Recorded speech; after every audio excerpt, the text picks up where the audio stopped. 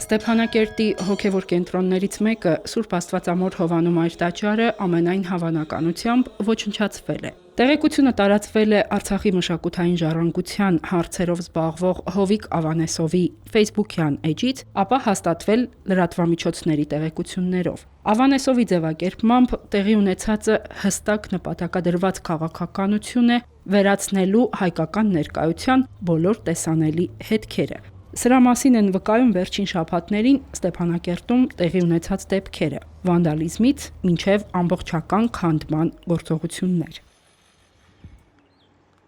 Ճարտարապետ Գագիկ Երանոսյանի նախագծած եկեղեցին իր ծավալներով եւ կառուցվածքով եւս ընդգծում էր իր նշանակությունը՝ 35 մետր բարձրություն, զանգակատուն 24 մետր, համալիր ներքին կառուցվածք։ Այսինքն խոսքը ոչ թե մոռացված կամ երկրորդական օբյեկտի, այլ գիտակցված կերպով թիրախավորված սրբավայրի մասին է։ Առավել մտահոգիչ է այն հանգամանքը, որ ավերումից առաջ ադրբեջանական սոցցանցերում բացահայտորեն տարածվում էին կոչեր քանդելու եկեղեցին։ Սա նշանակում է, որ տեղի ունեցածը ոչ միայն կանխատեսելի էր, այլև հանրային հարթակում նախապատրաստված։ Երբ նման կոչերը մնում են անպատիժ եւ վերածվում են գործողության, դա արդեն վկայում է ոչ թե առանցին խմբերի, այլ համակարգի խնդրի մասին, որտեղ ատելությունը դառնում է գործիք։ Facebook-յան էջում գրել է Հովիկ Ավանեսովը։ Դեռ ապրիլի սկզբին արձանագրվել էին տաճարի վրա առաջին հարձակումները։ Հրապարակված մի տեսանյութում երևում էին տաճարի կոտրված պատուհանները, արտաքին վնասվածքները։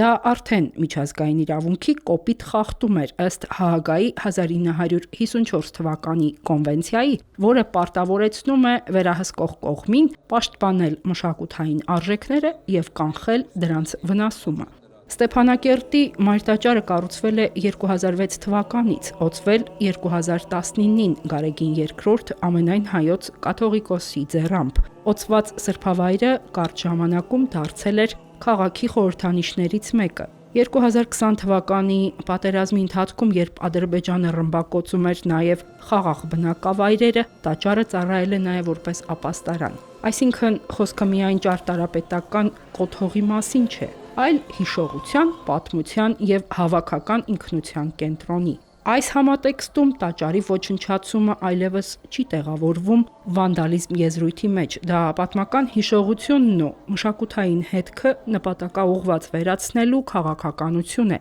Մինչ այդ արդեն արձանագրվել են շենքերի զանգվածային քանդումներ, քաղաքային միջավայրի փոփոխություններ, որոնք խախտում են Ստեփանակերտի ամբողջականությունը։ Ադրբեջանի վարքագիծն այստեղ դրսևորվում է որպես համակարգային քաղաքականություն, մշակութային ժառանգության ոչնչացման միջոցով պատմական ներկայության վերացման փորձ։ Սա մշակութային ցեղասպանության դասական մոդել է, որտեղ ֆիզիկական կառույցների ոչնչացումը նպատակ ունի ջնջել դրանց մասին հիշողությունը։ Տաճարի ճակատագիրը դարձյալ նույն հարցն է բարձրացնում։ Արդյոք միջազգային իրավական նորմերը գործում են, երբ խոսքը վերաբերում է մշակութային ժառանգությանը։ Միջազգային կամ հայաստանյան պետական կառույցների լռության եւ անգործության պայմաններում նման գործողությունները դառնում են հնարավոր եւ շարունակական։ Հերմինե Հակոբյան, Եկեղեցական կյանք։